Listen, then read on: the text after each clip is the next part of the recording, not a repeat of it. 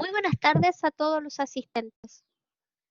Mi nombre es Jessica Moya Tillería, académico y coordinadora de extensión de la Escuela de Nutrición y Dietética de la Facultad de Ciencias para el Cuidado de la Salud de la Universidad San Sebastián. En nombre de nuestra escuela le damos nuestra más cordial bienvenida.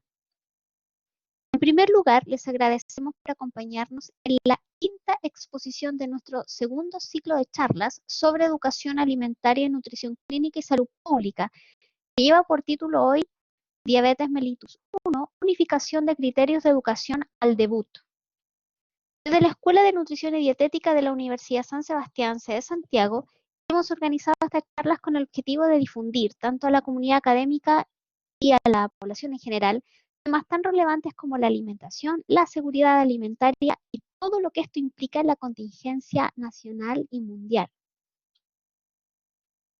Antes de comenzar, queremos saludar y agradecer la asistencia del señor Jorge González Moreno, decano de la Facultad de Ciencias para el Cuidado de la Salud, el señor Paulo Silva Ocampo, director de la Escuela de Nutrición y Dietética, la señorita Daniela Marabolí Ulloa, secretaria de Estudios de la Escuela de Nutrición y Dietética, sede Santiago, la señorita Yasmín Zapata Olivares, quien expone el día de hoy, y la señorita Romina Aedo Núñez, que también expone en esta jornada. Y por supuesto a los docentes, estudiantes, profesionales y todos cuantos nos acompañan esta tarde. A todos los presentes les informamos que las cámaras y los micrófonos están desactivados, pero sí, por supuesto, pueden participar a través del chat, donde pueden ir escribiendo sus preguntas y al final de la exposición va a haber tiempo para que todas estas preguntas puedan ser respondidas por nuestras expositoras. Antes de seguir, vamos a dar la palabra al señor Paulo Silva Ocampo, quien les dirigirá algunas palabras. ¿Aló? ¿Ya? ¿Jessica? Sí, Paulo, se escucha muy bien.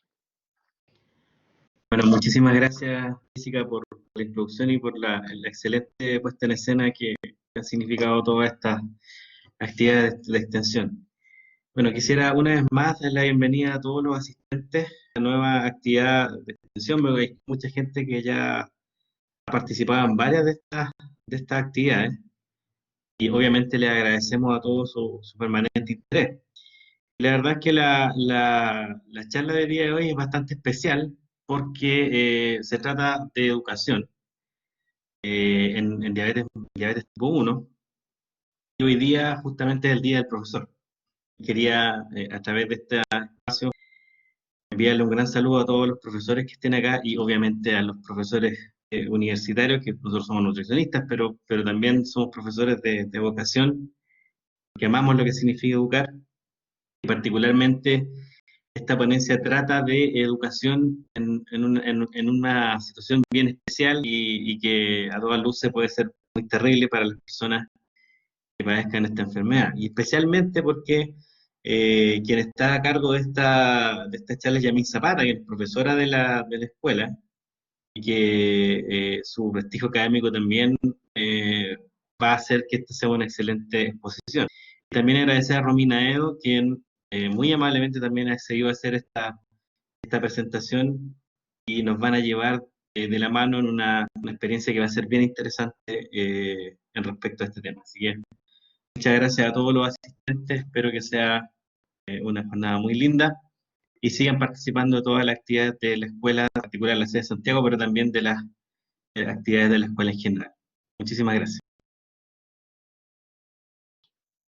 Muchas gracias, Paulo, qué lindas palabras. Y me sumo también al saludo a todos nuestros académicos en este día tan bonito para todos cuantos amamos la docencia.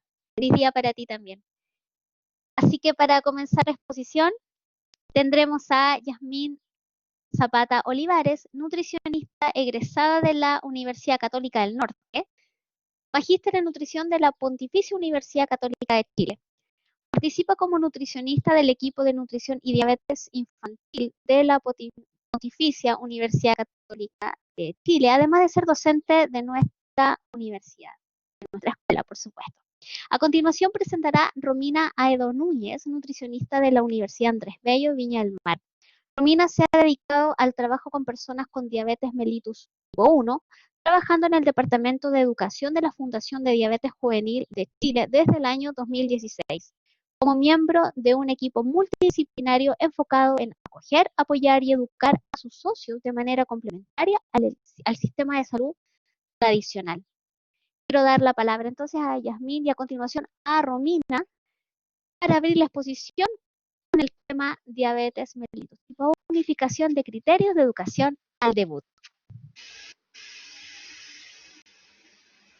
Súper, muchas gracias Jessica, Paulo por la presentación. Veo muchos nombres conocidos y estoy muy contenta de que puedan acompañarnos hoy día. Estoy muy contenta de que me pueda acompañar Romina porque es una tremenda colega, una muy buena amiga y hemos trabajado juntas en más de alguna instancia en diabetes, ¿cierto, Romina? Sí, Jazz, es verdad. Muchas gracias por invitarme a participar. Me gusta hacer esto, me gusta hablar del rol que cumple la Fundación en la comunidad de personas con diabetes tipo 1.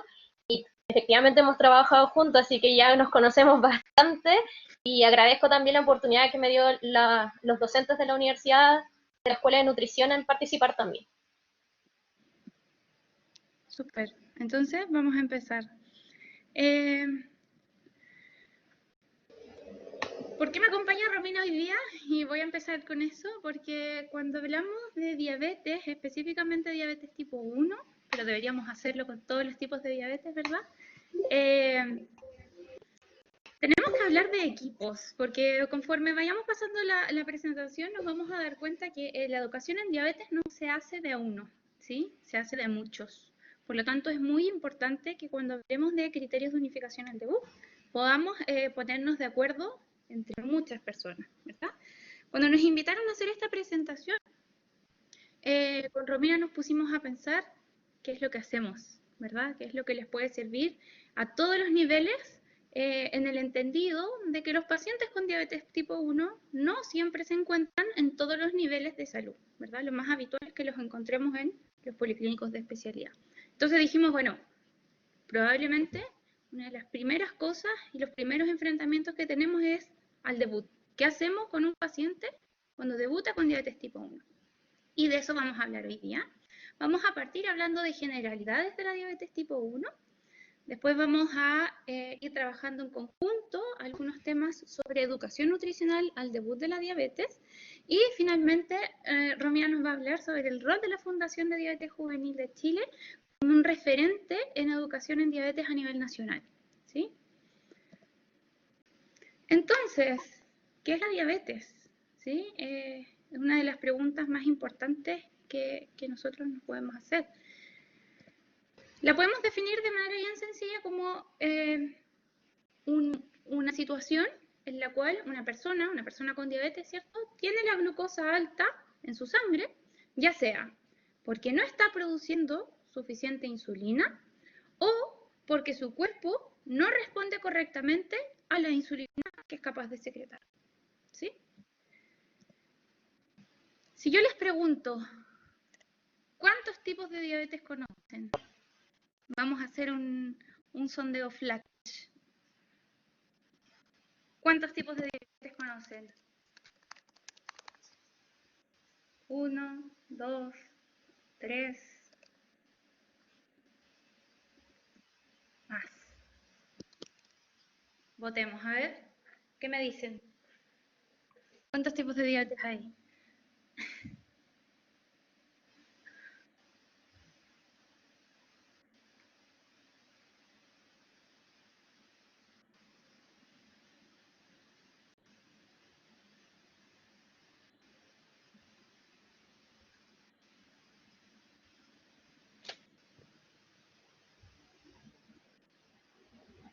Ya, perfecto. La mayoría dice 3 o más, ¿verdad?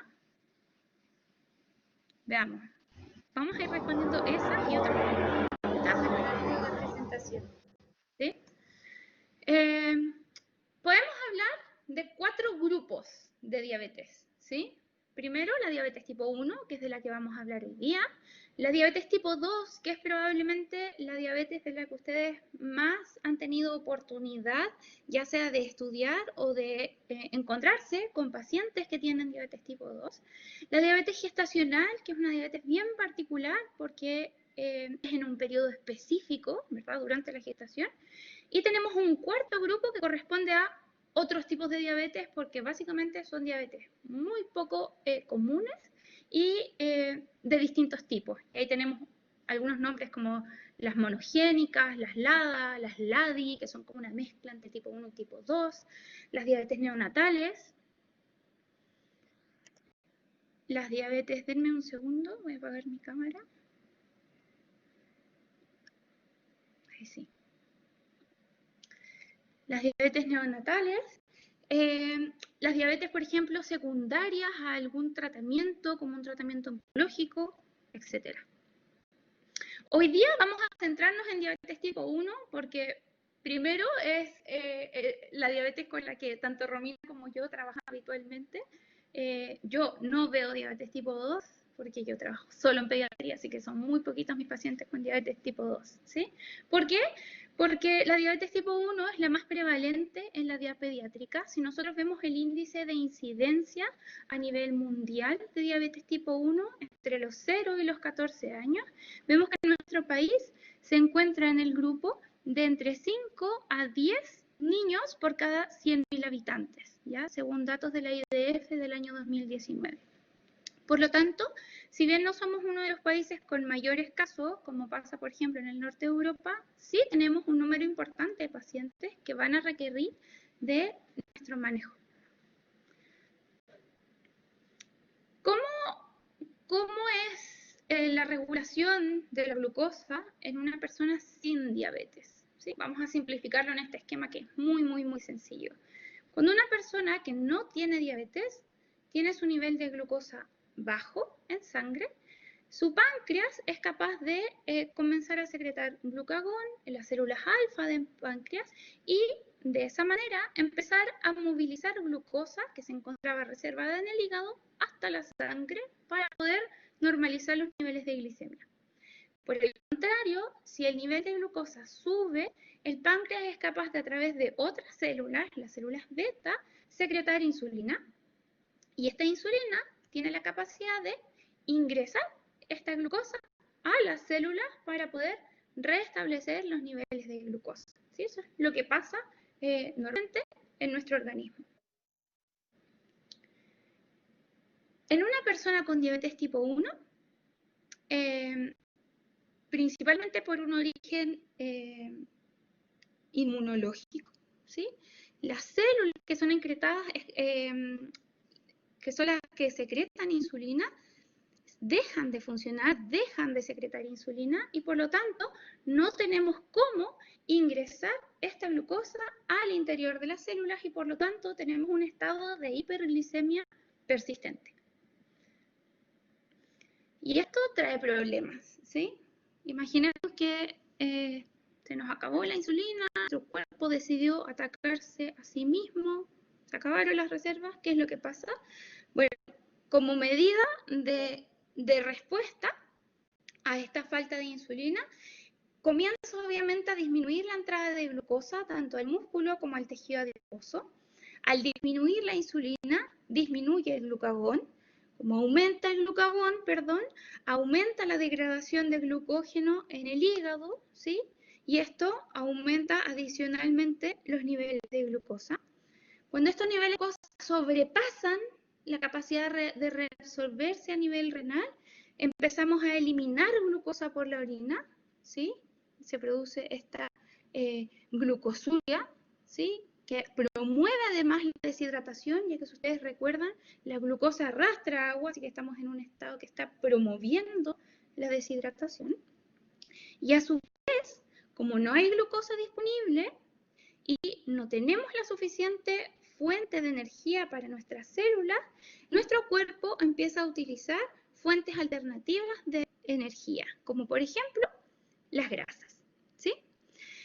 Y al Al promover la lipólisis y la movilización de las grasas, se promueve la salida de ácidos grasos libres, ¿verdad?, para utilizarnos como combustibles, y eso tiene como consecuencia la producción de cuerpos cetónicos, que a su vez tiene como consecuencia producir acidosis metabólica, cetonemia, y tenemos este estado, ¿verdad?, cuando sobrepasa todas las capacidades de nuestro organismo, se produce este exceso de cuerpos cetónicos y estamos frente a una cetoacidosis.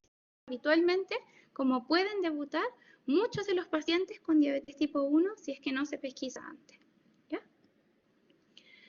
Ahora, imaginen todas las consecuencias que puede tener esto, porque si estoy utilizando y movilizando grasas o movilizando proteínas como fuente de energía, voy a estar propiciando que mi organismo disminuya de peso. Voy a estar usando las reservas que significan peso en mi organismo, ¿verdad? Al mismo tiempo, como voy a estar tomando agua, voy a promover la deshidratación. Si me deshidrato, también voy a disminuir de peso. Ese es uno de los síntomas habituales de la diabetes tipo 1, la pérdida de peso, que vamos a hablar más adelante, ¿ya? Como pierden peso y se deshidratan, además tienen mucha sed y orinan mucho como consecuencia también de lo anterior, y además tienen mucha hambre, y ahí tenemos todos los síntomas habituales de un debut de diabetes, ¿sí? ¿Cómo se trata la diabetes tipo 1? Parece bien fácil, ¿verdad? Si no tengo insulina, la respuesta es me pongo insulina. La verdad es que la insulina está disponible no hace tantos años y forma parte fundamental del tratamiento. Las personas con diabetes tipo 1 se deben administrar insulina diariamente, sí o sí, pase lo que pase. Hasta ahora no hay ningún tratamiento que reemplace la inyección de insulina. Y lo pueden hacer a través de jeringas o lápices, que son los que ustedes ven acá, o también en nuestro país tenemos la opción que lo hagan a través de microinfusores de insulina o bombas de insulina, que en nuestro país se pueden pagar, ¿cierto? Uno las puede comprar particularmente, o si tiene características el paciente, puede optar al beneficio a través de la ley Ricarte-Soto, ¿verdad? ¿En qué consiste el tratamiento? Le ponemos insulina, ¿verdad? Ahora, nuestra glicemia no está estable. Dijimos que podía subir y bajar, y que según eso se secretaba o no se secretaba insulina en un organismo sin diabetes, ¿verdad? Si yo veo un esquema con cómo se moviliza mi glucosa a lo largo del día, la verdad es que no es plana. Si yo tengo diabetes, no es plana, ¿ya? Y mi organismo, con cada pic de glicemia, secreta un shot de insulina desde nuestro páncreas para poder llegar a niveles normales, ¿verdad? Y el tratamiento con insulina busca hacer algo parecido. Por ello, los pacientes utilizan una insulina que se llama basal, ¿sí?, que trata de mantener estables los niveles de glicemia durante el día, más una segunda insulina ultra rápida que la utilizamos para poder metabolizar los alimentos con carbohidratos que ingieren los pacientes, ¿ya? Entonces tenemos insulinas basales, que lo que hacen básicamente es frenar la producción de glucosa en el hígado, es decir, que se dejen de producir cuerpos cetónicos, ¿verdad? Y insulina prandial o insulina ultra rápida, que nos permite procesar los alimentos y además manejar la elevación de glucosa en el caso de que me equivoqué, me puse menos insulina de la que debía, estoy más alto de lo que debería, me puedo corregir con una insulina ultra rápida. En nuestro país, afortunadamente, contamos con una canasta bien amplia y bien moderna en tipos de insulina. Ahí les muestro todos los que tenemos en nuestro país. Así que probablemente con más de algunos de ustedes se van a encontrar en sus distintos servicios o hospitales. Esta es la pregunta del millón cuando un paciente debuta. ¿Me pongo insulina y estoy listo? ¿Eso es todo? ¿Me pongo tantas unidades al día y estamos ok? No, ¿verdad? El tratamiento es un poco más complejo. Los pacientes tienen que medir sus niveles de glucosa, ya sea a través de un glucómetro o a través de un monitoreo continuo de glicemia. Tienen que saber calcular sus dosis de insulina, porque las dosis de insulina no son estándar. Uno no come todos los días lo mismo, ¿ya? Y por la misma razón tienen que aprender a contar carbohidratos. Y ahí es donde nosotros entramos a educar. Y además de esto, porque no todo es tan fácil, hay otros factores que pueden influir en la glicemia, ¿verdad? Los pacientes tienen que anticiparse a realizar ejercicio, a poder estar enfermos, a por ejemplo, vayan a alguna celebración, o si un niño se enferma del estómago, se resfría, las glicemias varían, ¿ya? Y otras cosas extra de la vida diaria. ¿Qué pasa si voy a un matrimonio? ¿Cómo lo hago? Mi primera fiesta, ¿cómo lo hago? Un campamento, ¿cómo lo hago? ¿Sí? Todas esas cosas pueden influir. Por lo tanto, el tratamiento es tan complejo que incluye insulina, autocontrol, el manejo de la alimentación, del ejercicio, apoyo psicológico y la base de esto, educar en todas estas áreas. ¿Sí? De eso vamos a hablar hoy día. Si yo les muestro esta imagen y les pregunto cuál de estos niños tiene diabetes, probablemente ustedes no podrían decirme cuál, ¿sí? Porque un niño sin diabetes se ve como cualquier otro niño, ¿verdad? Y hace cosas que hace cualquier otro niño antes del debut. Y nosotros esperamos, posterior al debut, tenga la capacidad de hacer esas mismas cosas, ¿ya? Por lo tanto, la educación al debut es tan importante que es lo que nos va a asegurar que este niño rápidamente va a poder volver al colegio, va a volver a poder jugar, etc. Me imagino que más de ustedes se han enfrentado alguna vez a un paciente que debutó con diabetes tipo 1, ¿verdad?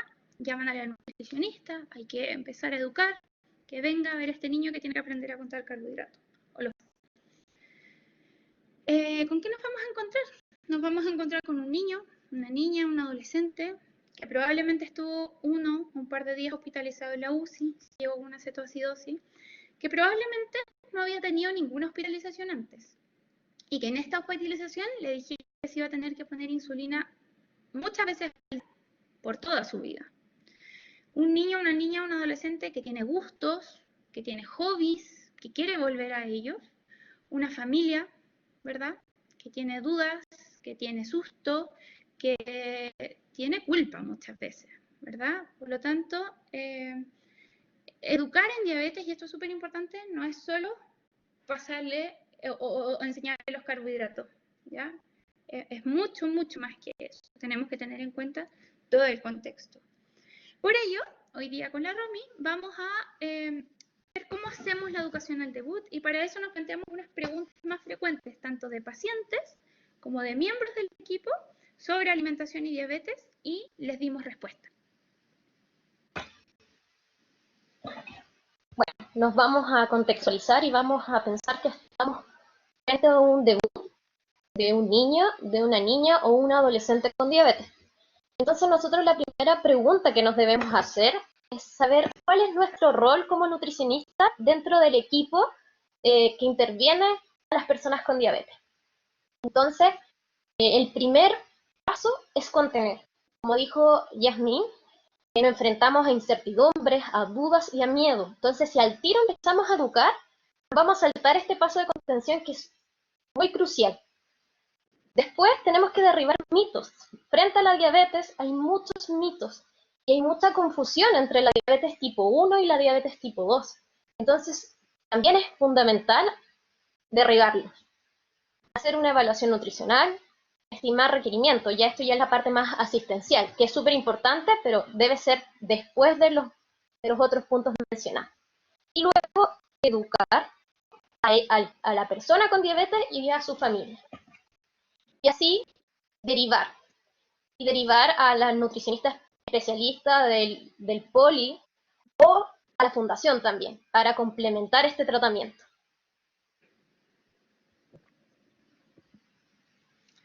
Después, ¿cómo estimamos requerimientos de energía y macronutrientes? ¿Verdad? Esta es como la gran pregunta, porque este era un niño sano y llega por un cuadro agudo, ¿verdad? Los distintos consensos hablan de que la estimación de requerimientos en un niño con diabetes debe ser igual, idénticamente igual, que como lo haríamos en un niño sin diabetes. No tienen requerimientos de energía extra en comparación a un niño sano, sin diabetes, ¿verdad? En cuanto a macronutrientes, en general la recomendación es mucho más alta de proteínas de lo que uno está habituado, porque vamos a ver que la recomendación de carbohidratos no es tan como para completar. Siempre nosotros usamos carbohidratos a completar, eso es lo que uno dice. Calculamos proteínas, lípidos y completamos con carbohidratos.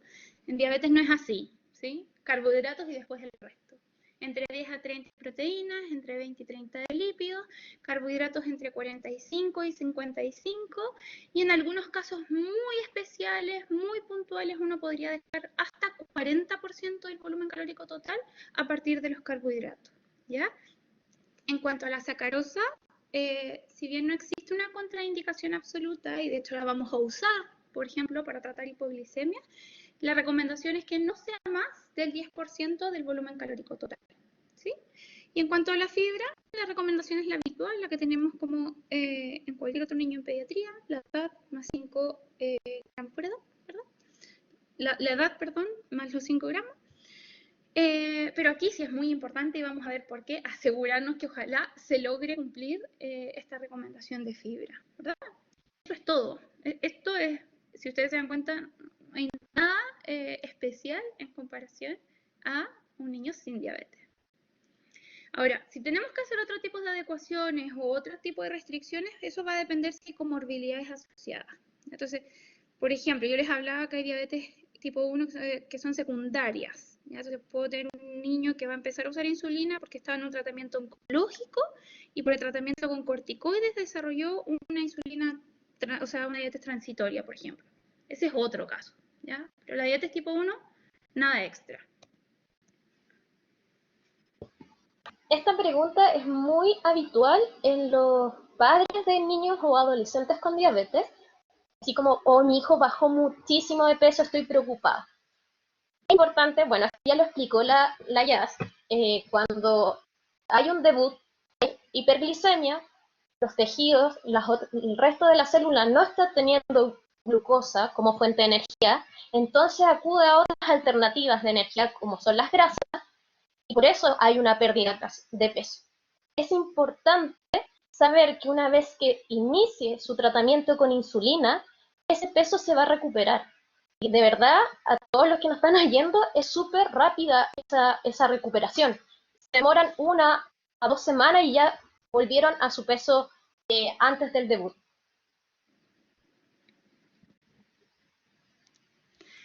Otra pregunta muy habitual y muy antigua, ¿verdad? Porque cuando yo estudié diabetes nos hablaban como del fenotipo de la diabetes tipo 1, ¿verdad? Que eran habitualmente niños con ascendencia europea, muy delgados, y eso tiene que ver con los tratamientos que habían antiguamente. Entonces nos dicen, los pacientes con diabetes tipo 1 son siempre delgados o con tendencia a bajo peso. Eso es una creencia muy habitual. Y para eso les quisimos mostrar este estudio. Este es un estudio que buscó ver cuál era el alcance de la obesidad en niños, niñas y adolescentes con diabetes tipo 1, y para eso buscó 2 bases de datos, ¿sí? Una en Europa y una en Estados Unidos. Y si nosotros vemos acá el general, vemos que la prevalencia de obesidad y sobrepeso es muy parecida a la población general, ¿ya? Y de hecho eso es lo que nosotros vemos. Los niños con diabetes tipo 1 tienen el mismo riesgo de tener obesidad o sobrepeso, y en el fondo, en cuanto a números, la misma prevalencia que un niño sin diabetes, ¿ya? Y lo interesante de este trabajo es que quisieron ver si había relación además entre este estado nutricional y los niveles de hemoglobina glicosilada, que es un examen que nosotros usamos habitualmente para ver el control metabólico, y la frecuencia de hipoglicemias. ¿Y qué es lo que encontraron? Bueno, los pacientes que tenían un estado nutricional de obesidad tendían a tener una hemoglobina glicosilada más alta y además tenían mucho mayor número de eventos de hipoglicemia en comparación a sus pares con un estado nutricional normal. Por lo tanto, la obesidad para nosotros que trabajamos en diabetes tipo 1 contribuye a un desafío extra en el control óptimo de la glicemia. Por lo tanto, no queremos que si un paciente debuta con un estado nutricional normal, pasarnos en algunas calorías extra nos va a afectar, sin lugar a dudas, el control metabólico. ¿Ya? También hoy en día esta pregunta también es recurrente, ya que como están muy en boga las dietas low carb o cetogénicas, nos preguntan también, ¿son una alternativa para el debut? Bueno, nosotros es súper importante mencionar esto, que hay estudios actualmente ver las consecuencias endocrinas y metabólicas que tienen la restricción de hidratos de carbono en dietas de niños con diabetes y tienen afectación del crecimiento, hay una nutrición inadecuada y esto es súper importante. Hay un aumento en el riesgo de desarrollar enfermedades de trastornos de la conducta alimentaria. La persona con diabetes ya de por sí tiene un riesgo porque ya tiene que estar más preocupado de su ingesta alimentaria. Entonces, si además lo restringimos, tiene como un doble riesgo. O sea, hay que estar ojo con eso. También tenemos riesgo de hipoglicemia. Si no hay un ajuste del esquema de insulina o un equipo detrás de esta indicación alimentaria, hay muchos riesgos. La verdad que en conclusión, lo que concluyó en este estudio es que no existe evidencia suficiente. Entonces es súper importante no dar esta indicación y menos al debut, cuando ya la persona y la familia está con un estrés agregado. Hacer una restricción alimentaria sumaría mucho más estrés. Pregunta clásica también. ¿Tengo que comer la misma cantidad de carbohidratos todos los días? Pregunta clásica también en el pregrado, me atrevería a decir. ¿Le dejamos la misma cantidad de carbohidratos todos los días? Quizás al debut, pero hay que saber que eso no es para siempre. Y si lo vamos a hacer, va a ser para facilitarnos la vida, ¿verdad?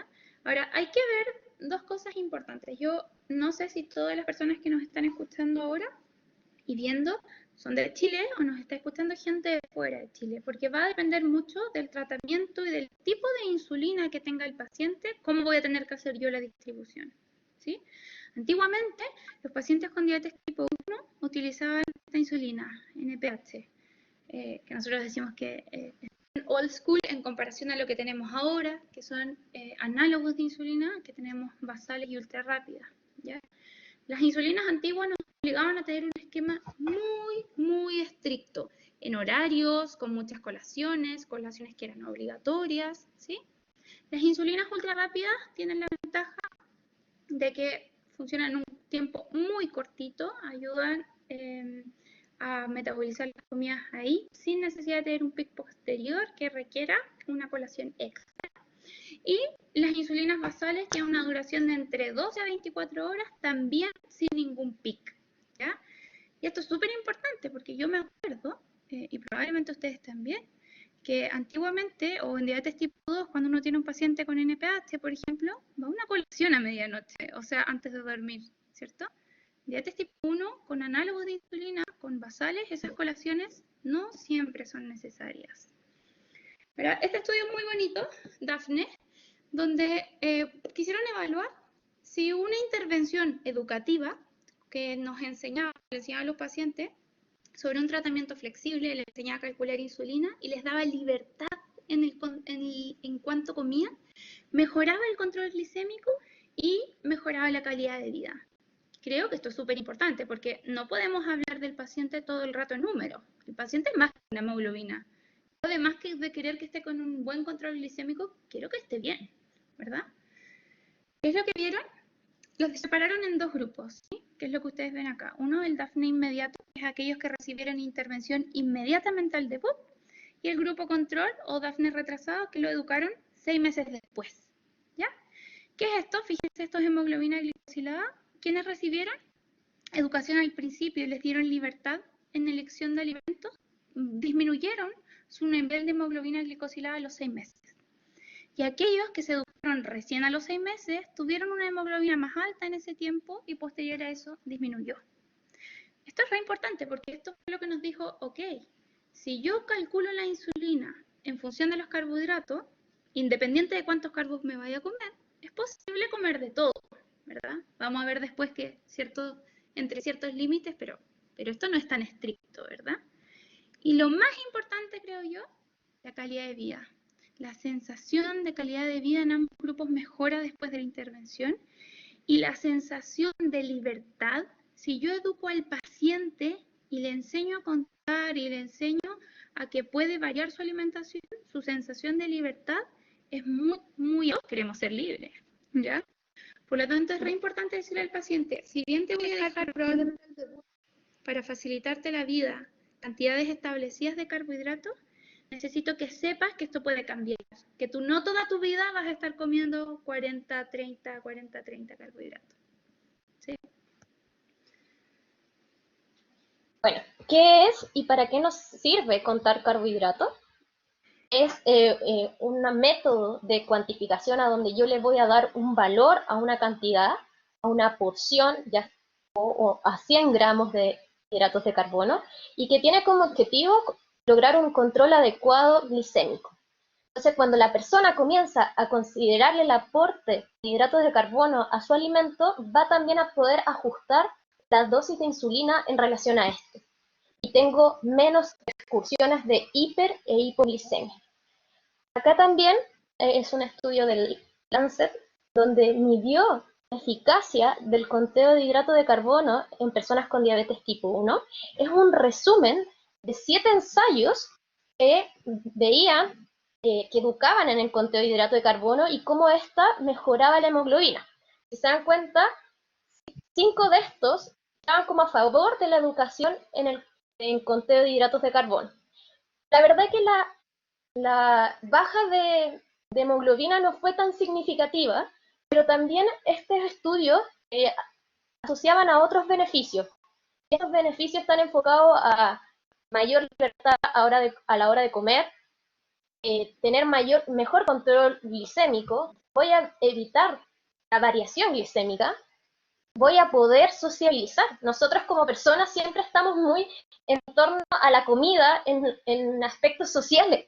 Entonces, si ya lo coarto o la persona no sabe contar carbohidratos, lo limita a tener una vida social normal.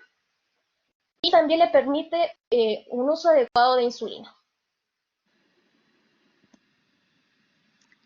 Ya, o sea, enseñar carbohidratos es muy importante. No sabemos que no tenemos que calcular calorías extra. Le vamos a dar una indicación tal vez más estructurada al principio, pero sabemos que con la vida eso va a cambiar. Por lo tanto, ¿qué le vamos a enseñar? Esa es la pregunta, ¿verdad? Todo desde el punto de vista de la nutrición, porque desde el punto de vista de la enfermería es otro el ítem, ¿verdad? ¿Qué tiene que aprender un paciente con diabetes tipo 1? Desde el punto de vista nutricional. Primero, a identificar alimentos con y sin carbohidratos. A determinar el aporte de carbohidratos a través de algún sistema de intercambio. Por ejemplo, una taza de arroz, 40 carbohidratos. Una taza de, no sé, de lechuga, tantos carbohidratos. Tiene que aprender a leer el etiquetado nutricional. Ahí hay un nivel básico y más difícil. Tiene que aprender a contar carbohidratos en preparaciones sencillas, ya no solo en porciones, sino que en un plato de lentejas, en una cazuela, ¿sí? Conteo de carbohidratos de alimentos complejos. No sé qué se imaginarán ustedes por alimentos complejos, en diabetes los tenemos bien definidos, son los que nos hacen doler la cabeza a los pacientes y a nosotros, muy difíciles, y ahí vamos a ver por qué. Después que el paciente sea capaz de considerar el índice glicémico de los alimentos y tomar decisiones a través de esto. Y el sexto, ya como el nivel máximo, el paciente junta todo y toma decisiones con todo lo que sabe, ¿ya?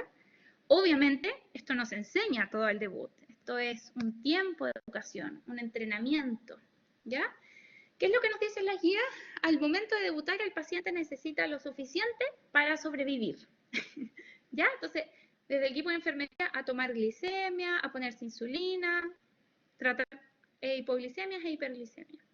Desde el equipo de nutrición, primero, indicarle cuál es el tipo de alimentación, que es una alimentación saludable, ¿cierto? Derribar mitos para bajar los niveles de ansiedad. Les pasamos una lista de intercambio habitualmente, que es lo que se sugiere, para que tengan algo físico y visual hacia dónde guiarse, y una lectura de etiquetado nutricional básico, que básicamente es saber cuánto es una porción, cuántos carbohidratos es en esa porción. Fin. Eso es lo que yo debiese enseñarle a un paciente al debut. Vamos a ver después por qué, ¿ya?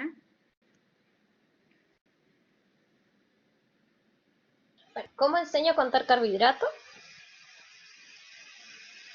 La verdad es que eso va a depender mucho de cada centro hospitalario, de la experiencia que tenga todo el equipo médico o equipo de salud más que nada, el recurso, si existe todo el equipo, como dijo Jazz, esto es un equipo, tiene que ser completo, o sea, un endocrinólogo, enfermera, educadora, nutricionista, psicóloga, Entonces, no todos los centros de salud se cuentan con el equipo completo. Las instalaciones también son importantes, o por ejemplo la contingencia. Actualmente, porque estábamos en pandemia, los debut los trataban de tener lo menos posible en el hospital. Entonces la educación era muy rápida y en eso se causaron muchos vacíos, nos llegaron muchas personas con diabetes que tenían muchos mitos y eso es súper importante derribarlo. Y bueno, depende del sistema de salud de cada país. Pero lo importante y lo que nos dice la ISPA, que es una institución especialista en diabetes pediátrica y adolescente, es que ojalá siempre el centro de salud tenga un programa educativo estructurado, ¿ya? Para que esto sea mucho más fácil y más continuo. Importante también, cuando una persona debuta con diabetes, uno tiene que enfocar la educación en la persona que tiene la edad, porque si es pequeño uno lo enfoca solo en los papás, y no solo mira a la familia nuclear, uno también puede educar a la familia extendida, y además a lo largo de la vida uno después va educando a los pares, a los amigos, a las parejas, a todos en general. Y uno se va apoyando con distintos materiales, distintas estrategias educativas, con material educativo, con juegos que están relacionados a la intervención nutricional, con herramientas como el etiquetado nutricional de los alimentos y también a través de objetos uno va enseñando todo esto es lo que es la inyección de insulina, el tratamiento de la hipoglicemia, por aplicaciones. Hoy en día hay hartas aplicaciones que le sirven a las personas con diabetes a registrar, a saber también la estimación de hidratos de carbono de algunos alimentos ya más complejos. Y también la educación de pares, que es crucial. La educación de personas que también tienen diabetes y se van compartiendo experiencias. Esta es una frase real y la pueden encontrar con todos los tipos de alimentos. Nunca más voy a comer helado. Nunca más voy a comer papas fritas. O tienen esta idea de que la nutricionista es la persona que prohíbe cosas. ¿Sí? En diabetes tipo 1 no prohibimos alimentos. ¿Sí? Ninguno. De ningún tipo. Hasta el más terrible que ustedes digan, ¿pero cómo? No, no está prohibido. ¿Ya? Pueden incluir tanto helado, golosinas, comida rápida, no hay ningún problema. ¿Ya? Primero, hay que hacer los peros, ¿verdad? Ahora, los puedes comer, pero igual que cualquier otro niño. Entonces, ningún niño come helado todos los días, tenga o no tenga diabetes. ¿Ya? Por lo tanto, el consumo no debe ser regular. Lo más importante siempre es que le enseñemos al paciente a estimar la cantidad de carbohidratos para que pueda calcular la dosis de insulina en relación a los carbohidratos que va a consumir. Ahora, ojo, porque cuando un paciente debuta, nos encontramos con una etapa crítica desde el punto de vista del manejo nutricional. Primero, el endocrinólogo o la endocrinóloga va a estar en periodo de ajuste de dosis de insulina, por lo menos las primeras 2 semanas, ¿ya? Así que no hay que hacer tantos desarreglos con la comida porque lo que quieren hacer es rápidamente ajustar los niveles de los requerimientos de insulina. Segundo, el paciente tiene probablemente el nivel más básico de conteo de carbohidratos, o sea, sabe contar probablemente con su lista arroz, fideos, papa, algunos lácteos, algunas frutas, panes, ¿sí? Y lo otro es que imagínense este cuerpo que estuvo sin insulina, que estuvo perdiendo peso y de repente le ponen insulina. El apetito es tremendísimo el primer mes. Se lo quieren comer todo. Y nos ha pasado, a mí me ha pasado, pacientes que debutan y salen y se van a comer un combo de hamburguesas con papas fritas. Claro, tienen hambre.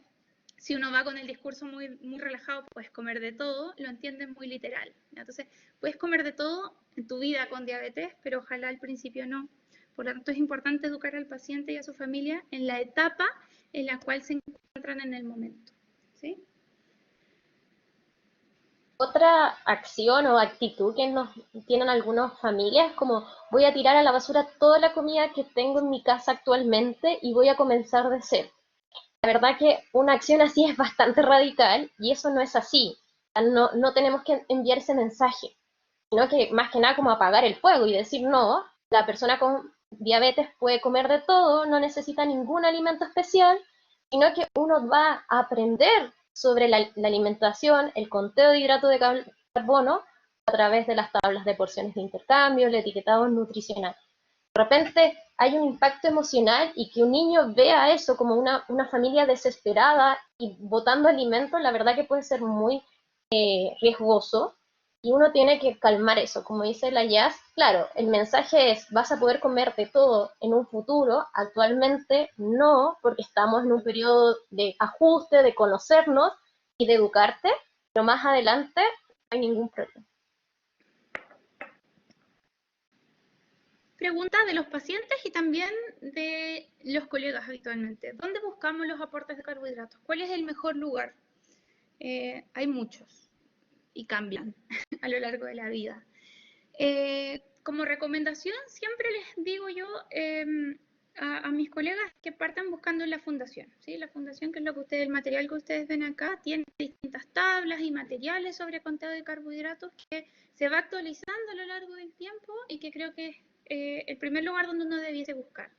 Tenemos también aplicaciones, Fat Secret, a algunos les da susto, la verdad es que es una súper buena aplicación si uno la aprende a usar de manera como razonable. Siempre les digo a los pacientes, si ustedes buscan empanada en Fat Secret, empanada de pino, les aparece una de 60, de 50 y una de 10. Obvio que la de 10 no es probablemente, ¿cierto? Tenemos además aportes de carbohidratos en las etiquetas. Siempre decimos que si hay una etiqueta, la etiqueta manda. Y tenemos además las tablas de composición de alimentos de nuestro país e internacionales. Lo único que les diría que hay que fijarse es si estamos hablando de carbohidratos totales o de carbohidratos disponibles. Recuerden que los carbohidratos totales incluyen fibra, la fibra no se absorbe, no tiene respuesta glicémica, ¿ya? Por lo tanto, en esos casos yo debiese descontarla. ¿Son carbohidratos disponibles? Ni un problema. Bueno, acá también esta pregunta en las familias es súper común. ¿Las carnes tienen hidratos de carbono? Bueno, las carnes es un grupo, su fuente principal de nutrientes son las proteínas, por lo tanto las carnes en porciones adecuadas no contienen hidratos de carbono y eso es súper importante transmitírselo. Pero también, ojo, porque a veces también se quedan con ese mensaje literal. Entonces después comen cualquier otro tipo de carnes ultraprocesadas y no les cuentan. Entonces es súper importante también decir, hay carnes ultraprocesadas, como por ejemplo los nuggets, los rebozados, que sí van a tener hidratos de carbono, o todas las nuevas hamburguesas como en base a legumbre, a verdura, que eso también, y tienen un gran aporte. Algunas por porción llegan a aportar 30 o 40 hidratos de carbono. Entonces, ahí es súper importante remarcar eso y también enseñar y educar sobre el etiquetado nutricional para que ellos también puedan identificar eso. Gran pregunta. Las verduras suben la glicemia. Cuando nosotras estudiábamos, probablemente Romy nos dividían las verduras en dos, ¿verdad? Como de 2,5 y de 5 gramos de hidratos de carbono. La verdad es que eso es real, las tienen carbohidratos, pero recuerden que el mayor aportador es la fibra.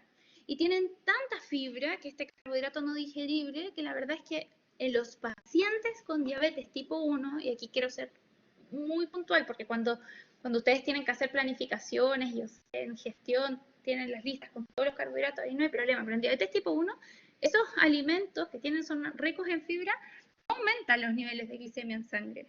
¿Ya? Por lo tanto, no los consideramos. Las únicas verduras que consideramos con hidratos de carbono son la betarraga, la zanahoria y el zapallo cocido. ¿Ya? Solo esas, no otras. ¿Ok? Para que ustedes lo sepan, porque si ustedes hacen recordatorios atrás, uno antiguamente le contaba al brócoli, al zapallito italiano, a los porotitos verdes, etc. Obviamente, sé que me escuchan nutricionistas, acá no está incluido la papa, las arvejas, etc. También nos preguntan, bueno, ¿la fruta tiene muchos carbohidratos? Y bueno, uno ahí también tiene que educar que las frutas por porción aportan 15 hidratos de carbono. En algunos países adecuaron esta porción y incluso estas porciones, la porción tiene un aporte de 20 hidratos de carbono. Importante acá también, de repente hay mitos y hay una satanización de la uva, de la sandía, del plátano, así como no, es que las personas con diabetes no pueden comer esas frutas. La verdad que hay que enseñar que si se comen la porción adecuada y hacen un conteo adecuado, no hay ningún problema con esa fruta.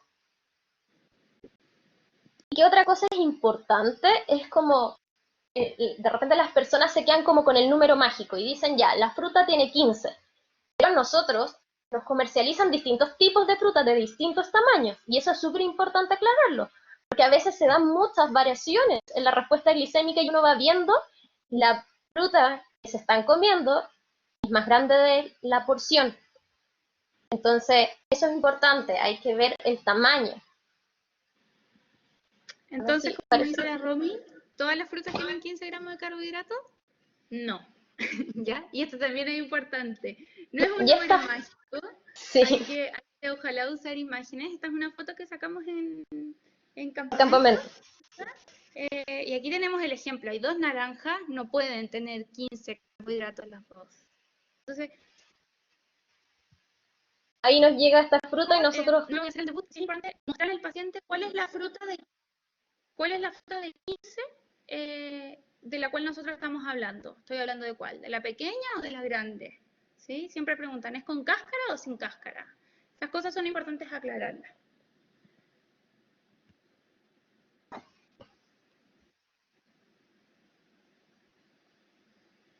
Ron. bueno, nos preguntan también cuántos carbohidratos tiene la legumbre. Y esta aquí es muy determinante porque las legumbres generan, bueno, tienen un elevado aporte de fibra. Entonces, al tener un gran contenido de fibra, ya explicamos que la fibra es un hidrato de carbono que no podemos absorber, y además enlentecen el proceso digestivo y esta fibra soluble agarra un poco de glucosa y no la absorbemos, es determinante ajustar el conteo para prevenir hipoglicemia, sobre todo en este alimento y sobre todo con las lentejas. Por lo tanto, si se dan cuenta acá, nosotros a una taza de lentejas le contamos 20 hidratos de carbono. Y hacemos esta reducción casi del 50% para que la persona prevenga hipoglicemia. Le sumamos 10 si son el guiso de lentejas, pero es como partimos como una taza de guiso de lentejas 30 y ahí lo vamos adecuando dependiendo de la respuesta glicémica. Si se da cuenta aquí, la persona ahí, partió su comida en 73. Comió 60 hidratos de carbono y se puso solo insulina por esa cantidad de hidrato de carbono porque su glicemia está dentro de los rangos objetivos. Pero le contabilizó los hidratos de carbono totales. Y en verdad uno tiene que hacer una adecuación, tiene que solo considerarlo por lo disponible, por lo que realmente voy a absorber. Porque si no, miren la hipoglicemia que tiene este paciente después. Llega a 64, después marca 58 y así va bajando. Entonces es importante, ella se consumió una taza y media de guiso de lenteja, entonces yo ahí como educadora tengo que enseñarle que eso le debe contar mucho menos, incluso puede llegar a contarle 40 hidratos de carbono. Otra pregunta, ¿tenemos que comprarnos una pesa para la comida? No, no siempre es necesario. La mayoría de las veces con las porciones de taza y de cucharas basta y sobra. Como todos nosotros sabemos, sí es muy importante, en diabetes es aún más importante, creo yo, mostrar la taza o decirle, señora, si usted le pone una caja de leche chiquitita, tiene que quedar al ras, porque si no, sabemos el tipo de confusiones a las que pueden llegar. Y acá viene otra pregunta, ¿enseñar o no enseñar índice glicémico? La verdad que nosotros sí enseñamos índice glicémico, lo enseñamos no en las primeras, no en el debut, no en las primeras sesiones, es un tema que abordamos mucho después cuando ya nos aseguramos que el paciente maneje el conteo de hidrato de carbono. Y bueno, este estudio habla de lo mismo, que es una herramienta útil, pero la conclusión es que primero me debo asegurar que el paciente maneje el conteo de hidrato de carbono y no se puede usar como una herramienta por sí sola, sino que tiene que ir complementada al recuento de hidratos de carbono. Si no, con esa cara se quedan los pacientes. Efectivamente, si no te entregamos más información, la verdad es que colapsan porque es mucho y hay que ir integrando, ir paso a paso, y yo me debo asegurar como nutricionista que manejen primero el conteo básico.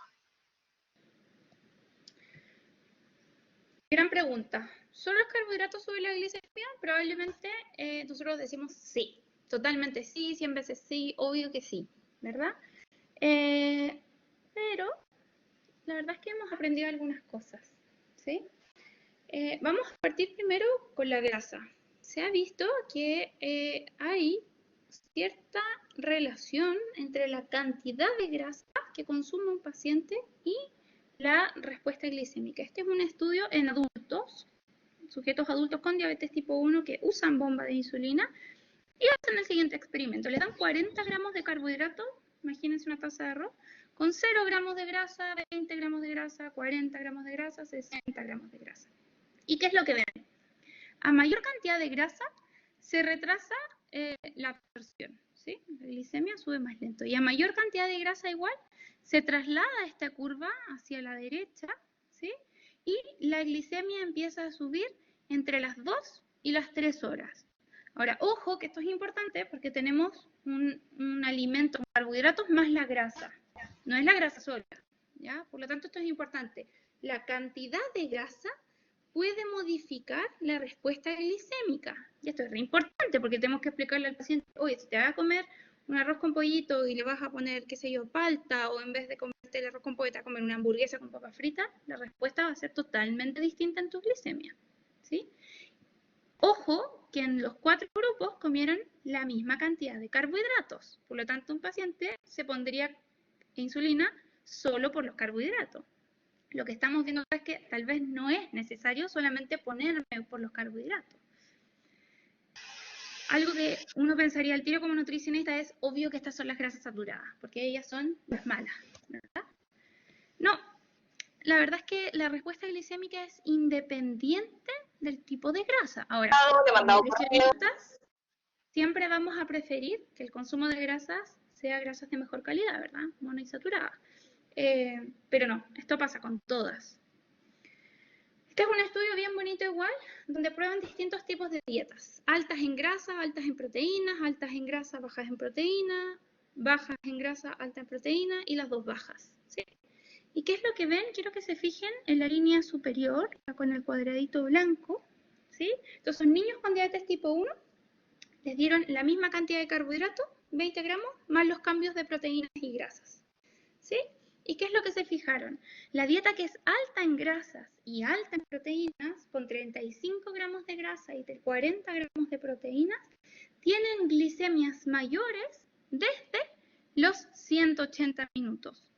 Esto igual es sorprendente, porque nosotros estamos acostumbrados a que la glicemia suba inmediatamente. Las insulinas ultra rápidas tienen un pico de acción corto, ¿verdad? Los 180 minutos ya se están despidiendo de nuestro cuerpo, ¿ya?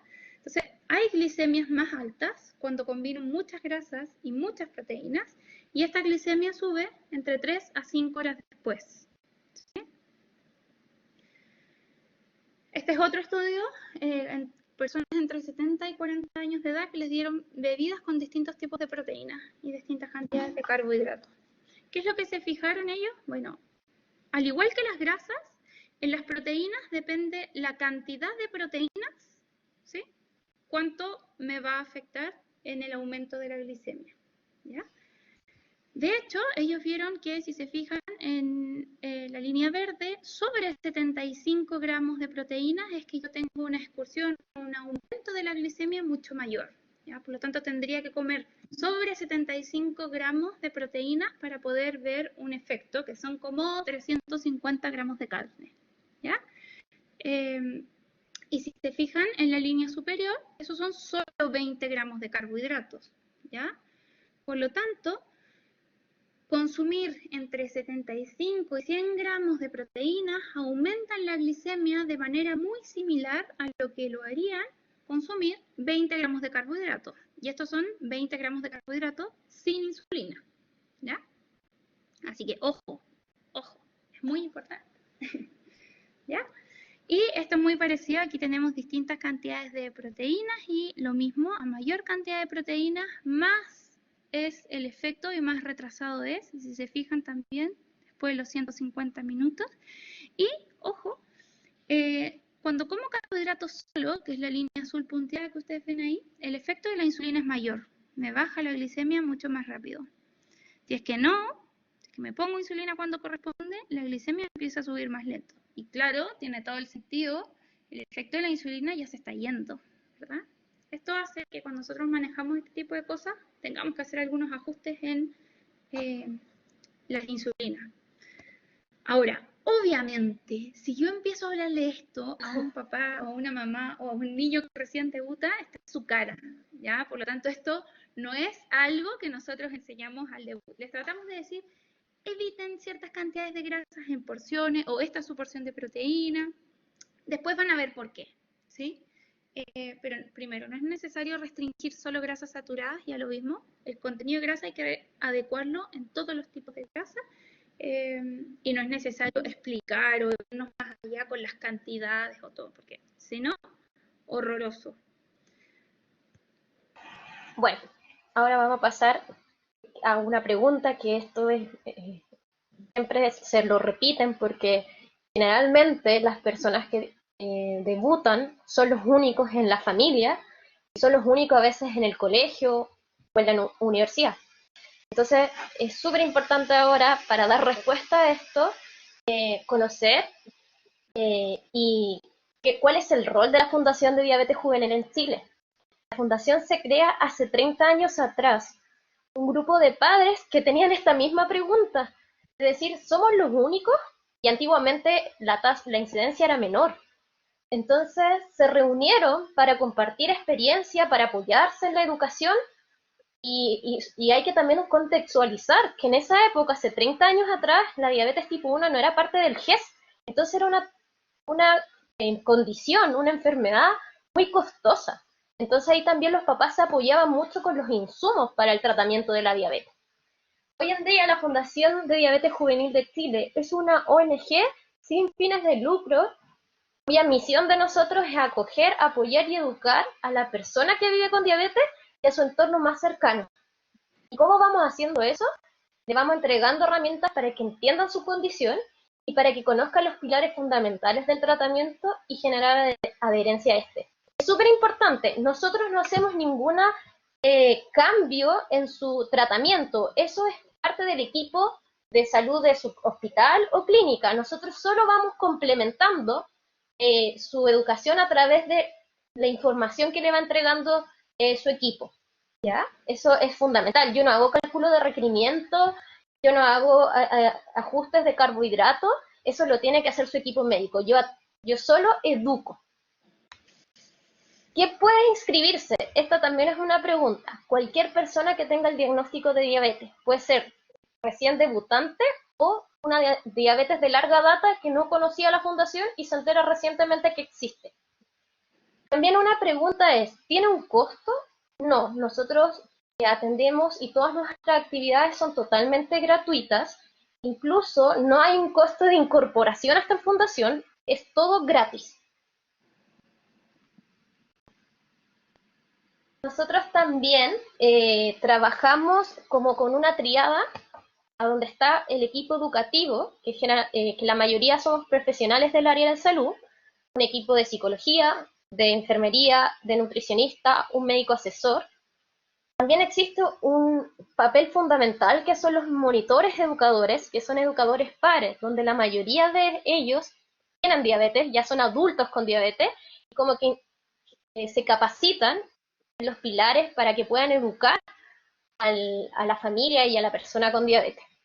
Y también nuestro otro arista fundamental es que generamos instancias a donde las personas generan vínculos con otras personas con diabetes. ¿Cuáles son nuestros servicios? Tenemos servicios más formales que son asesorías educativas individuales para socios con diabetes, asesorías de enfermería, nutrición, psicología, pero también tenemos instancias con talleres grupales más didácticos, que son talleres de conteo de carbohidratos, talleres de cocina, entre otros más. También realizamos una actividad educativa de todo un fin de semana donde educamos a toda la familia y tenemos también materiales educativos impresos y virtuales. Y esta actividad, una actividad emblemática de la Fundación, que son los campamentos de verano e invierno, Eso en los campamentos es una escuela al aire libre a donde educamos a niños y adolescentes entre 8 a 18 años sobre su condición. Pero lo más importante es que este tiene un objetivo psicosocial. Además, conocen a otras personas y viven 5 días con otras personas que tienen diabetes. Si se dan cuenta que hay una imagen, este es un grupo de la sesión de adolescentes porque los vamos dividiendo por sesiones. No es lo mismo educar a un niño de 8 años que educar a un niño de 18 años con diabetes. Tienen distintos intereses y uno debe educar con distintos objetivos. Así que acá está todo el grupo de adolescentes de la última sesión de campamento. Los niños son los que tienen la polera turquesa. Y acá, bueno, estamos el equipo de nutrición, hemos trabajado aquí juntas con la Jazz, por eso estamos las dos acá. Oficialmente lo que somos de la fundación es Javiera Vega, que es nutricionista, Felipe Japey, que también es mi compañero, y nosotros nos encontramos en el camino de la diabetes con la Jazz, que tiene una pasión por los campamentos, los ama con todo su corazón. Y bueno, nosotros acá trabajamos tanto en el servicio de alimentación todos los días de campamento, y además también tenemos un rol educativo en los niños, planificamos las educaciones y también tenemos un rol asistencial y vamos viendo en conjunto con los médicos la cantidad de hidratos de carbono que van a consumir y los ajustes de dosis. ¿Cómo educamos en conteo de hidrato de carbono en la fundación? Bueno, nos vamos adecuando al grupo objetivo. Entonces, si estamos frente a los niños, educamos a través del juego, siempre actividades muy didácticas, o también a través de actividades cotidianas, como que les enseñamos a cocinar, realizar recetas, y a través de eso les vamos enseñando identificar si el alimento tiene o no tiene hidrato de carbono, o si ya son más grandes, a cuantificar los hidratos de carbono de su preparación. Como les dije también, y como también dice la ISPAC, nosotros tenemos que educar a toda la familia. Y si se dan cuenta en esta foto, es una actividad que le llamamos el taller de abuelos, a donde educamos en todas las herramientas para el cuidado de sus nietos. Porque generalmente nos enfrentamos a un grupo etario que a veces cuidaba a sus nietos, pero desde que los diagnostican no quieren hacerlo porque tienen mucho temor. Entonces nosotros tratamos también de entregarles las herramientas lo más simple posible para que ellos se sientan seguros a la hora de volver a cuidar a sus nietos. Bueno, este año nos vimos enfrentados a la pandemia.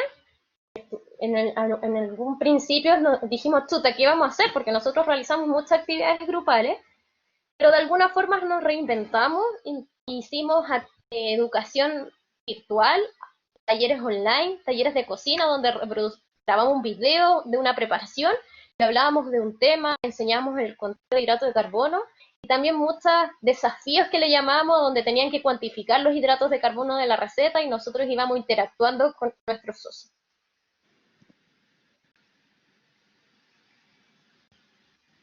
Acá también, en esta imagen, es el último campamento que tuvimos en el verano del 2020, donde se nos ocurrió hacerles una fiesta, una celebración, porque siempre la duda, los adolescentes o los preadolescentes se ven enfrentados, ¿qué hago cuando voy a una fiesta?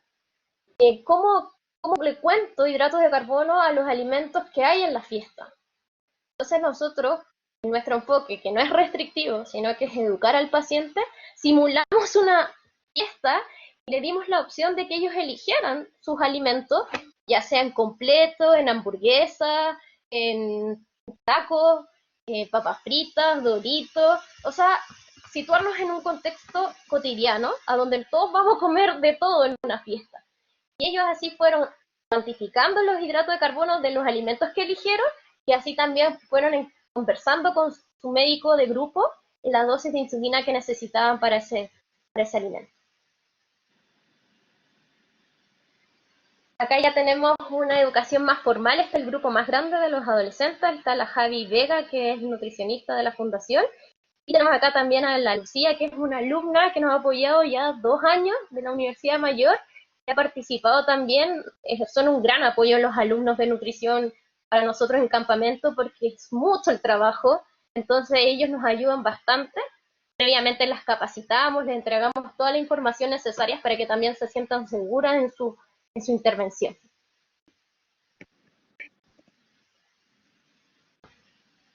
Y ahí también tenemos una foto de la sesión de los más pequeños, es de la de 8 a 12 años. Y tenemos ahí también que están haciendo un taller de cocina, y ahí lo que vamos enseñando es que identifiquen qué alimentos de la receta tienen o no tienen hidratos de carbono. Lo básico, no podemos ser tan ambiciosos en lo que queremos educar.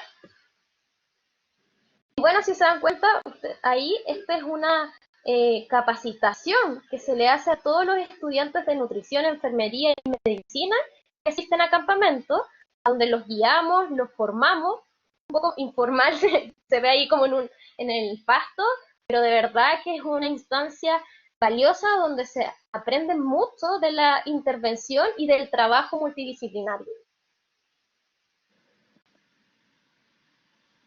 Acá tenemos un resumen de nuestro material educativo que tenemos disponible. Este es el último que sacamos, que es un libro de receta de repostería sin azúcar. Lo importante de este libro es que es saludable, sin azúcar, y tiene su conteo de hidratos de carbono, pero también de grasas y proteínas.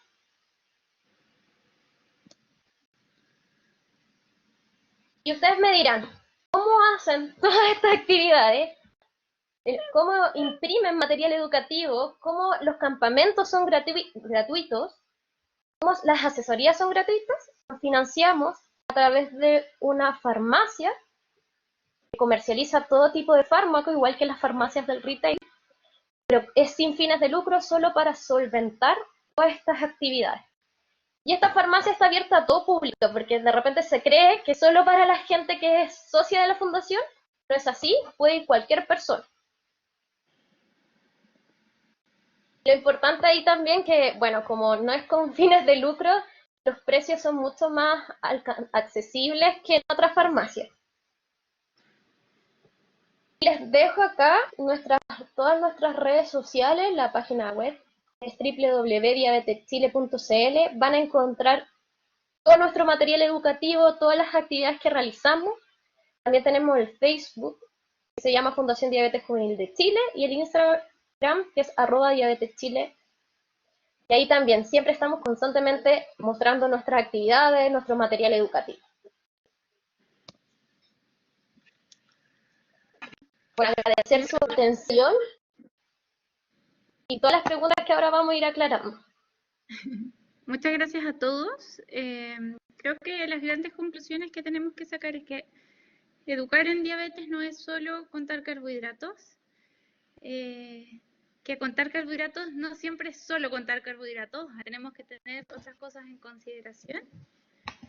Y que hay otras instituciones, no toca en nosotros. Educar en diabetes es educar en grupo, apoyarse en la fundación, apoyarse en otras instancias que pueden ayudar, ¿cierto? Gracias a todos. Romina y Yasmín, ¿cómo agradecemos esta preciosa presentación que nos han entregado desde lo más profundo lo que es la educación en sí misma? Al final, tú decías, educar no solamente el consumo de carbohidratos, hacerlo sería solo apelar a lo cognitivo, a lo que ya se hace siempre. Y ustedes abordan esos otros aspectos de la educación o de la enseñanza particularmente que muchas veces son dejados de lado, que es abordar lo afectivo de todos nosotros y, o por supuesto, ir hacia a las habilidades con todos esos campamentos súper entretenidos que realizan. Linda labor que hacen desde la educación integral. Y que además recordar que la educación siempre es mucho más efectiva cuando responde a los problemas de las personas, tal cual estos problemas se dan en la realidad. Y eso me hizo recordar esto cuando explicaron sobre la importancia de educar en medidas caseras. O sea, cuando la gente pregunta y me compro una balanza, claro, uno podría pensar, claro, voy a tener que estar, podría a lo mejor ser más efectivo educar en gramajes, pero ya tienen suficiente. Y al final, cómo se da esto en la realidad es como lo que todos tenemos en la casa. Así que es educación de verdad y las felicito, precioso lo que hacen. Vamos Gracias. ahora entonces a dar paso a las preguntas. Tenemos la primera que anotamos, más que nada como que fue un comentario de Javiera, lo tengo acá.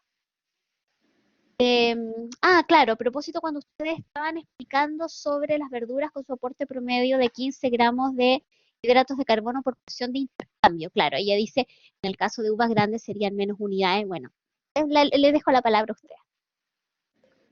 Sí, exactamente, se respondió.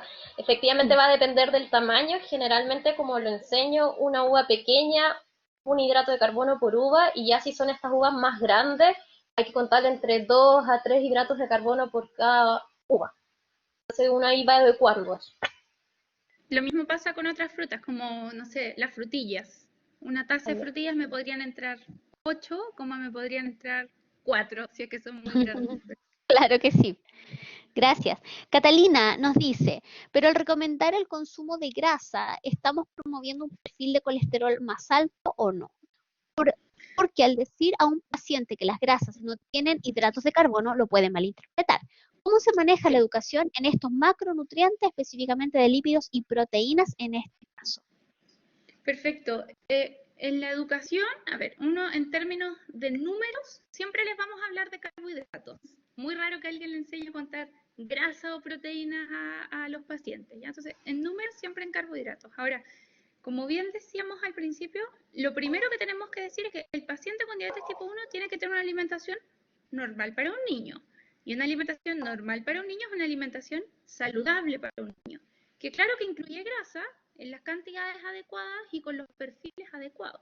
¿Sí? Ahora, hay que igual ponerse en el contexto. Probablemente comen mucha más grasa de la que uno querría o en comparación al resto, pero es que muchas veces, y sobre todo el primer mes que tienen tanta hambre, tenemos que recurrir a algunas colaciones sin hidratos de carbono.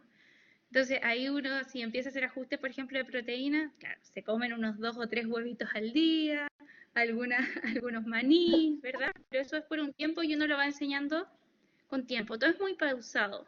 Y además que hay que ir siempre, eh, con la Romy y yo ambas trabajamos con psicólogos en el equipo, siempre nos dicen pasos pequeños, ¿sí? No puedo ir yo desde la nutrición a pedirle todo al paciente cuando se va a tener que tomar la glicemia 6 veces al día, poner insulina 4 veces al día, y yo voy a ir a prohibir más cosas. Hay que llegar a acuerdos también con el equipo y decir, mira, por ahora hacemos esto y después nos vamos arreglando, ¿sí?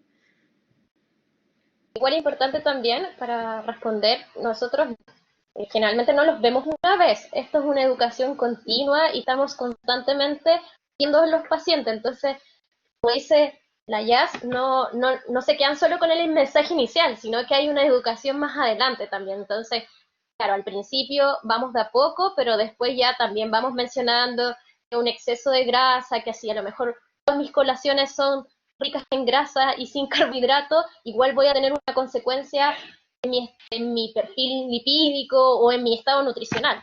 Pero vamos de a poco. Gracias, chicas. Javiera nos dice, ¿la insulina se aplica cuánto tiempo antes de comer? Ya, qué buena pregunta. Sí.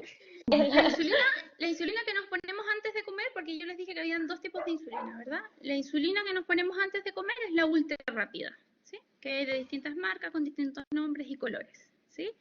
Habitualmente, el tiempo que yo debiese esperar desde que me la pongo hasta que empiezo a comer cosas con carbohidratos son 15 minutos, 3 a 15 minutos, ¿ya? Con una glicemia dentro de rango, ¿sí? Con una glicemia normal. Es decir, si voy a comerme, no sé, 40 gramos de carbohidratos en el almuerzo y estoy en 90, me pongo la insulina y espero 10 minutos. Eso está perfecto. Cuando el paciente, por el contrario, está con una hiperglicemia, está sobre los rangos que nosotros esperamos, le podemos enseñar que espere las 2 primeras cifras de su glicemia, ¿cierto? Entonces uno les dice, ya mira, si estabas en 250, quítale el 0, esperas 25 minutos desde que te pones la insulina hasta que empiezas a comer, ojo, cosas con carbohidratos. Es súper difícil gestionar eso, por ejemplo, imagínense un preescolar, 4 años, decirle, tenéis que esperar media hora. No, entonces tratamos de decir a los papás partan con otras cosas, cosas sin carbohidratos y esperemos, tratemos de esperar. ¿sí? Por el contrario, si tiene una hipoglicemia, ahí es una situación de emergencia, se trata la hipoglicemia y después puede consumir su alimento, una vez salida de la hipoglicemia. ¿Cierto, Romy? Sí, o sea, ya la Jazz lo dijo todo, educamos con las mismas, lo mismo que mencionó, y eso, a veces también creen que, como por el nombre, que es ultra rápida, que hace efecto instantáneo, y bueno, si hay hiperglicemia, no es así, hay que esperar que llegue a la sangre y después que se concentre para que haga su efecto. O sea, ahí también es importante mencionar todos los puntos que abordó ahora en la respuesta a la Jazz. Una buena forma de explicar que siempre usan las enfermeras es que les dicen, bueno, imagínate que el páncreas secreta insulina desde dentro, tú te estás poniendo insulina desde fuera, tiene que atravesar tu piel, tu grasita, viajar y encontrarse con los alimentos. Y allá a los niños les hace mucho sentido, como, claro, obvio, tengo que esperar que llegue a juntarse con mi comida. Eso. Es importante tener estrategias, porque es verdad que dicen, yo no quiero esperar. A mí me ha tocado adolescentes que me dicen, bueno, usted no espera para comer, yo voy a ser el que tengo que esperar, y yo le digo, sí, efectivamente tú eres el que tiene que esperar, pero hay estrategias, que esa parte comiéndote la ensalada, que no tiene aporte de hidrato de carbono, o sea, así le das tiempo a que la insulina haga su efecto, y ahí después comienzas a comerte los hidratos de carbono, el arroz, el fideo. Gracias. María Esther, hablaron de hacer ajustes de insulina para cuando se consumen alimentos altos en grasa, hay una cantidad estimada de este ajuste y además dice, ¿puede ingresar un adulto debutante de diabetes mellitus tipo 1? Tengo un paciente de 39 años. Sí, a la fundación puede ingresar un paciente de 39 años. La educación tiene otro enfoque. O sea, no, el proceso educativo es el mismo, pero también nos vamos educando a las dudas que tiene una persona de esa edad. Claro, no va a ir a campamento, lamentablemente. No, campamento no, porque campamento es de 8 a 18 años. 18 años. Pero generamos otra actividad, otras instancias participativas, talleres de adulto, joven, porque generalmente ellos tienen otra duda, por ejemplo, los alcoholes, le cuento o no le cuento hidrato de carbono, a los tragos, entonces claramente es distinto la educación a un niño. Sí. En cuanto al manejo del consumo de grasas, hay dos estrategias en las que uno podría dividir, ¿sí? Los equipos de España usan mucho la unidad grasa-proteína, que les enseñan como a contar las calorías, las grasas y las proteínas, que, no sé, Romy, yo considero que es como física nuclear para los pacientes. De verdad es muy difícil, porque uno se aprende los carbohidratos de memoria, pero uno no maneja las proteínas o las grasas de memoria de todos los alimentos. Entonces, hay otra escuela que, por ejemplo, los alemanes tienen sugerencias así como de aumentar el bolo un 20 o un 30%. Se puede también dividir la dosis de insulina ultra rápida y hay hartos perfiles que uno puede usar. Si el paciente está con bomba, hay un tipo de bolo que tiene la bomba que nos permite dosificar de distintas maneras. Ahora, hay cosas con las que uno puede empezar, que uno podría decirle, no, sí, súmale 20% a todo, pero la verdad es que no es así, porque la respuesta glicémica es muy distinta en cada paciente. Podrían tener a dos personas con el mismo tiempo de diabetes, el mismo tratamiento, le dan la misma comida y yo les aseguro que la respuesta no es igual. Entonces, el ajuste es muy individualizado y vamos sugiriendo cosas así, como aumentar el bolo, dividir la dosis, pero eso definitivamente es para muchas sesiones de educación después del debut, ¿ya? Y uno tiene que conocer. Sí, al principio incluso prefiero que se lo coman con un bolo normal para que veamos si tiene ese efecto. ¿Ya? Y a veces es muy complejo también hacerlo con solo glicemias capilares, porque uno no va viendo cómo responde. Solo tengo como fotografías de glicemia al inicio de la comida, a las 2 o 3 horas, pero me quedo como sin la película completa. Entonces, generalmente para adecuar y ajustar las dosis en relación a alimentos con carbohidrato y proteína y dar una indicación más certera, yo necesito estos monitoreos continuos de glucosa. Es más fácil. Bien, chicas, no hay más preguntas en el chat, solo siguen las felicitaciones, los agradecimientos. Ustedes pueden ver corazoncitos, aplausos, excelente presentación. Muchas gracias por la experiencia, maravillosa instancia. Felicidades por su hermosa labor a ambas colegas. Bueno, les recordamos también que ahí está el link para que puedan contestar la encuesta y nosotros le enviaremos un mail de agradecimiento y de constancia por la asistencia, más el link de la grabación. A ustedes no, a ustedes les mando ese papel. O sea, le digo a los asistentes, ¿ya? Es distinto. Así que, bueno, siguen los agradecimientos. Excelente, muy útil para quienes trabajamos con mini personas con diabetes. Mira, Just Fan. Muchas gracias, besitos, muchas gracias, profe, muy buena presentación. Así que, muchas gracias, chicas, se pasaron. Ojalá podamos enviar e invitarlas nuevamente para que nos sigan contando de esta linda labor que hacen. Gracias por su tiempo. Y no sé si hay algo más que quieran agregar para ir despidiéndonos.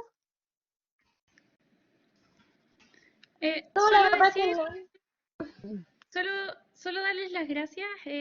La diabetes tipo 1 es algo que no vemos habitualmente si es que no trabajamos directamente en diabetes, pero les aseguro que a quienes están en formación les va a llegar un paciente, siempre pasa. Cuando les pase, parte de su educación, ojalá siempre sea, existe una fundación, ¿ya? La fundación es de puerta abierta, así que parte de su educación, le entregamos la lista, hacemos todo lo que dijo la Romy y derivamos a la fundación, que el paciente tenga dónde encontrarse con más personas con diabetes, porque por más que sepamos mucho, ni la Romy ni yo tenemos diabetes tipo 1. Exacto. ¿Sí? Encontrarse con alguien que está viviendo lo mismo es impagable. ¿Ya? Y eso como parte del equipo uno lo tiene que saber. ¿Sí?